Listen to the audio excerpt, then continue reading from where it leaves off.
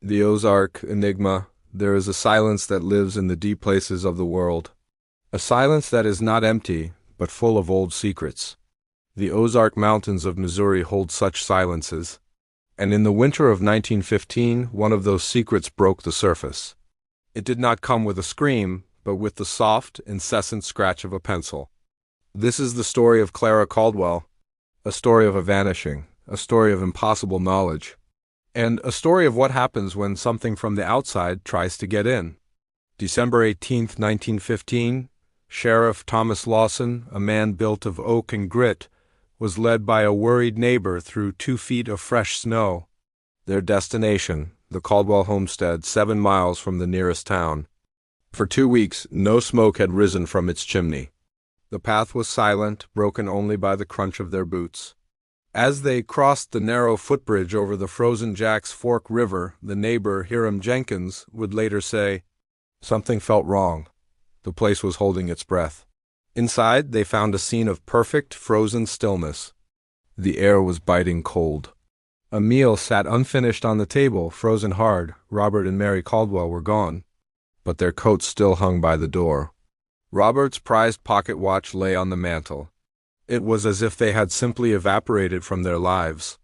But the true mystery waited in the back bedroom. 12-year-old Clara Caldwell sat at a small desk, her back to the door. She did not turn. She was writing, her hand moving with a frantic, mechanical rhythm. The walls around her were not made of wood anymore. They were a tapestry of complex mathematical equations, astronomical charts, and physics diagrams that would baffle a university professor. Her hands were stained blue-black with ink to the wrists. When Sheriff Lawson gently touched her shoulder, the girl turned. Her eyes were distant, glassy, and she spoke words that would be etched into the official report forever. They were gone. They had to go. The numbers needed room.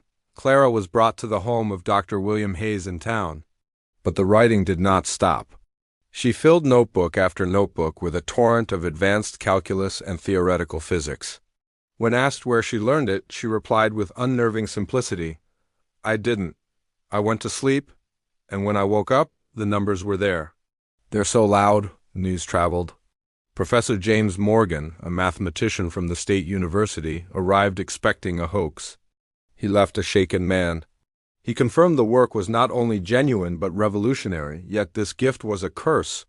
As Clara's mind poured out these cosmic secrets, her body began to fail. Crippling headaches, violent nosebleeds, a rapid, terrifying weight loss. It was as if the knowledge was a parasite, consuming its host from the inside out. At a state hospital under the care of psychiatrist Dr. Eleanor Reed, Clara revealed more. She spoke of the cold night when the sky opened just for me. She said it poured into her mind, like honey, but sharper. Her parents, she claimed, had tried to stop it, to pray it away, but there wasn't enough room for them, and knowing inside her head. Her final words on the matter were a chilling whisper. They couldn't stop it. So they had to go. Just as doctors were beginning to document the phenomenon, a well-dressed woman arrived. She claimed to be Clara's aunt, Elizabeth Caldwell from Illinois. Her paperwork was flawless. She expressed deep concern and, with a disquieting efficiency, secured Clara's release. They left together and vanished without a trace. A subsequent investigation revealed a devastating truth. The aunt was an impostor. Every document was a forgery. Clara Caldwell, the most fascinating scientific anomaly of the age, had been taken, but by whom? The final, grim piece of the puzzle fell into place in 1962. Construction workers near the old Caldwell homestead discovered 2 skeletons. The remains were identified as Robert and Mary Caldwell, but the detail that froze the blood of the investigators was not their presence. It was their placement. The bones had been arranged in a precise, geometric pattern, a pattern that mirrored the esoteric symbols found in Clara's very first notebooks.